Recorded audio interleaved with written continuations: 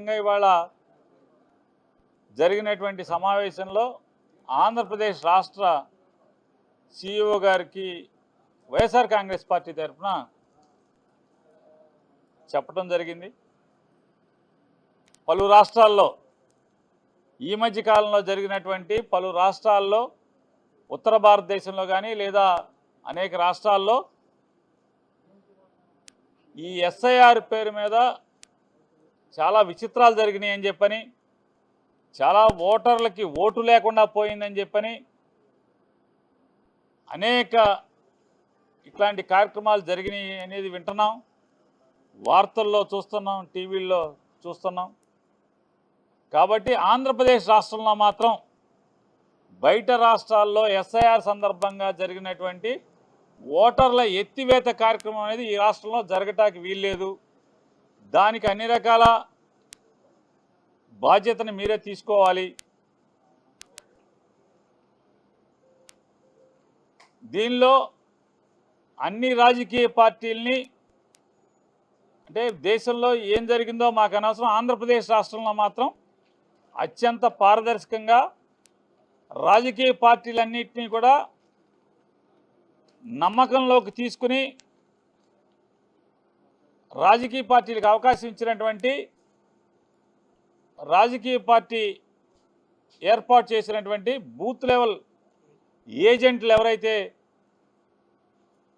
ఇప్పటికే పార్టీలు సబ్మిట్ చేసి ఉన్నామో వాళ్ళని ఆథరైజ్ చేసి బిఎల్ఓలు ఇంటింటికి ఓటర్లని ఎన్యూమరేట్ చేయడానికి వెళ్ళినప్పుడు ఖచ్చితంగా బిఎల్ఏలను కూడా, రాజకీయ పార్టీ ప్రతినిధులను కూడా కంపల్సరీ ఎంపడబెట్టుకుని వెళ్ళాలని చెప్పని,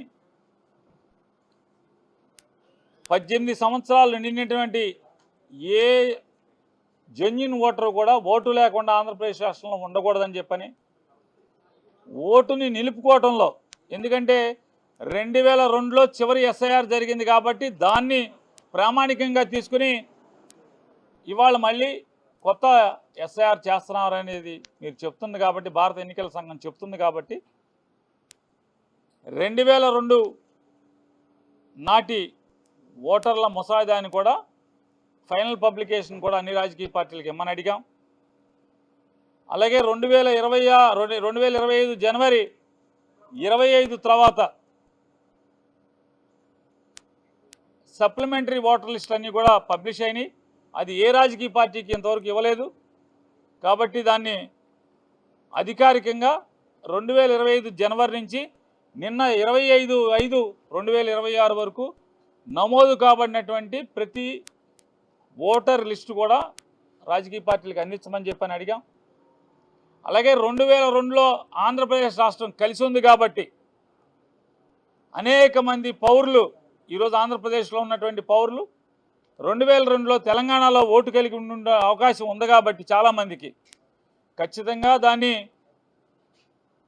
బిఎల్ఓకి, బూత్ లెవెల్ ఆఫీసర్కి ఎవరైతే ఇంటింటికి 3 సార్లు వెళ్ళి ఎన్యూమరేట్ చేయడానికి వెళ్తున్నారో వారికి ఇచ్చినటువంటి ఫోన్లో, యాప్లో 2002 ఓటర్ లిస్టులో తెలంగాణ ఓట్లు కానీ భారతదేశంలో ఎక్కడ ఓటు ఉన్నా కూడా చూసుకునేటువంటి, అంటే ఓటర్లకు చూపించేటువంటి వెసులుబాటు దాంట్లో ఉండాలి, యాప్లో ఉండాల్సిందే ఖచ్చితంగా అని చెప్పని ప్రధాన ఎన్నికల అధికారి ఆంధ్రప్రదేశ్ వారిని మేము గట్టిగా కోరటం జరిగింది.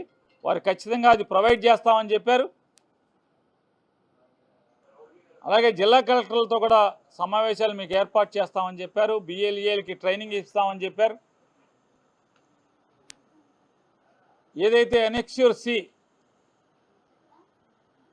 ఎన్యూమరేషన్ ఫార్మ్ ఏదైతే ప్రతి ఓటర్కి ఆంధ్రప్రదేశ్ రాష్ట్రంలో నమోదైనటువంటి 4 కోట్ల పైచీలుకున్నటువంటి ప్రతి ఓటర్కి కూడా ఎన్యూమరేషన్ ఫారం జారీ చేస్తారు కాబట్టి ఎవరైనా ఆన్లైన్లో కూడా సబ్మిట్ చేసేటువంటి అవకాశాన్ని, ఒకవేళ డ్రాఫ్ట్ పబ్లికేషన్ పూర్తయ్యేలోపు 3 సార్లు బిఎల్ఓలు ఇంటింటికి వెరిఫై చేయడానికి వెళ్ళేలోపు వారు రాలేకపోతే కనుక వారికి ఆన్లైన్లో సబ్మిట్ చేసుకునేటువంటి ఎన్యూమరేషన్ ఫారంని పూర్తి చేసి ఆన్లైన్లో సబ్మిట్ చేసేటువంటి అవకాశాన్ని మీరు పొందుపరచాలని చెప్పని కూడా అడగటం జరిగింది. అలాగే ఇంకా ఓటు షిఫ్టింగ్ గురించి కానీ, వాటి గురించి కూడా కొన్ని వారికి సూచనలు చేశాం, వారు పరిశీలిస్తామని చెప్పడం జరిగింది. అలాగే ఈ ప్రక్రియ ముగిసేలోపు అన్ని రాజకీయ పార్టీలని కూడా తరచుగా సమావేశపరచమని చెప్పని కూడా వారిని కోరటం జరిగింది. డబల్ ఓటర్ కానీ అంటే డూప్లికేట్ ఓటు కానీ డబల్ ఓటు కానీ ఒకే మనిషికి 2 ఊళ్ళలో 3 ఊళ్ళలో ఒకే నగరంలో 2 డివిజన్లో 2 రాష్ట్రాల్లో 2 చోట్ల ఓట్లు కానీ ఇలాంటివి ఉండకుండా చూడాల్సిన బాధ్యత ఎన్నికల సంఘాంది అని కూడా వైఎస్ఆర్ కాంగ్రెస్ పార్టీ డిమాండ్ చేయడం జరిగింది. గట్టిగా నొక్కి చెప్పడం జరిగింది. ఈ బాధ్యత తీసుకోండి. మీరు ఎంత పారదర్శకంగా మీరు జెన్యూన్ ఓటర్కి ఓటు ఉండాలని మీరు ఆలోచిస్తున్నారో అలాగే ఏ మనిషికి డబల్ ఓటు దొంగ ఓటు ఉండకుండా చూడాల్సిన బాధ్యత కూడా మీ మీద ఉందని చెప్పాను కూడా వైఎస్ఆర్ కాంగ్రెస్ పార్టీ గట్టిగా వారిని కోరడం జరిగింది. చాలా మంది ఎన్ఆర్ఐలు వివిధ దేశాల్లో ఇక్కడ ఓటు హక్కు కలిగి ఉన్నారు. వాళ్ళు ఈ దేశంలో ఉండట్లేదు, ఫ్యామిలీస్ అక్కడ ఉంటున్నారు. అలాంటి వాళ్ళది ఏంటి సార్? ఎలా అంటే భారతదేశంలో ఓటు ఉండి ప్రస్తుతం విదేశాల్లో ఉంటే కనుక వారందరికీ అందుకోసం ఆన్లైన్లో ఎన్రోల్ ఫామ్ ఏదైతే ఎన్ఎక్స్యూసీ ఎన్రోల్మెంట్ ఫామ్ ఉందో ఆ ఫామ్ని సబ్మిట్ చేసేట్టుగా, ఎందుకంటే వారి తల్లిదండ్రులు ఇక్కడే ఉంటారు కాబట్టి వారికి మ్యాపింగ్ అనేది బిఎల్ఓ చేస్తారు కాబట్టి ప్రత్యేకించి ఎన్యూమరేషన్ ఫామ్ని మాత్రం సబ్మిట్ చేసే అవకాశం ఆన్లైన్లో ఇమ్మని అడిగాం.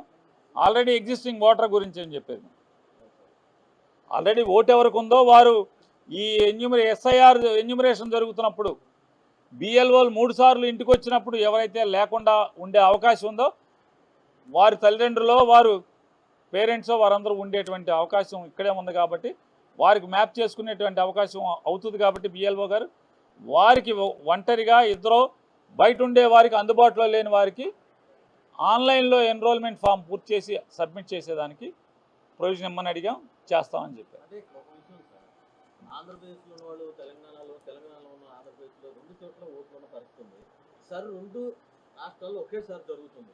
ఇక్కడ నమోదు చేసుకుని అక్కడ నమోదు చేసుకునే అవకాశం ఉంది. దానికి ఎలా చెక్ పెడతారు? అంటే డబుల్ ఓటు లేకుండా ఉండేట్టుగా సాఫ్ట్వేర్ ఏదో రన్ చేస్తామని చెప్తున్నారు. ఒక మనిషికి భారతదేశంలో ఒక ఓటు ఉండేట్టుగా చూస్తామని చెప్తున్నారు. భారతదేశం మొత్తం మీద ఏ వ్యక్తికైనా వాళ్ళు ఎక్కడ కావాలంటే అక్కడ ఒక చోట ఓటు ఉండేట్టు మాత్రమే భారత ఎన్నికల సంఘం చర్యలు తీసుకుంటుంది. అది మేము జాగ్రత్తలు తీసుకుంటామని చెప్పారు. సర్ని చాలా రాష్ట్రాలు వ్యతిరేకించే మొన్న జరిగినటువంటి వెస్ట్ బెంగాల్ ఎన్నికల్లో కూడా నమ్మకమైన చాలా ఆరోపణలు చేశారు. సర్ వల్లే ఓడిపోయిన కామెంట్ కూడా చేశారు. మీకు అలాంటి అనుమానాలు ఏమన్నా? సార్ ఇప్పటికే అంటే మీరు ఆలస్యంగా వచ్చినట్టున్నారు. మేము ఆల్రెడీ మీకు ప్రజలకు చెప్పేప్పుడే ఎన్నికల సమావేశం రాగానే అదే చెప్పాం. భారతదేశంలో అనేక రాష్ట్రాల్లో రచ్చరచ్చగా ఉంది, అల్లరిగా ఉంది. దీని మీద అనేక సందేహాలు ఉన్నాయి. అలాంటిది ఏదీ కలగకుండా రాజకీయ పార్టీలని మీరు కన్సర్న్లోకి తీసుకుని కాన్ఫిడెన్స్లోకి తీసుకుని మా సమక్షంలో మాకే ఇబ్బందులు అంటే మాకే అనుమానాలు లేకుండా అత్యంత పారదర్శకంగా దీన్ని చేయమని అడిగాం, చేస్తామని చెప్పారు. ఇది ఫస్ట్ మీటింగు. ఇది అయ్యేంత వరకు కూడా తరచుగా పిలవండి, తద్వారా మీకు మంచి పేరు వస్తుంది, ఆంధ్రప్రదేశ్ రాష్ట్ర ఎన్నికల సంఘానికి కూడా మంచి పేరు వస్తుందని చెప్పాం.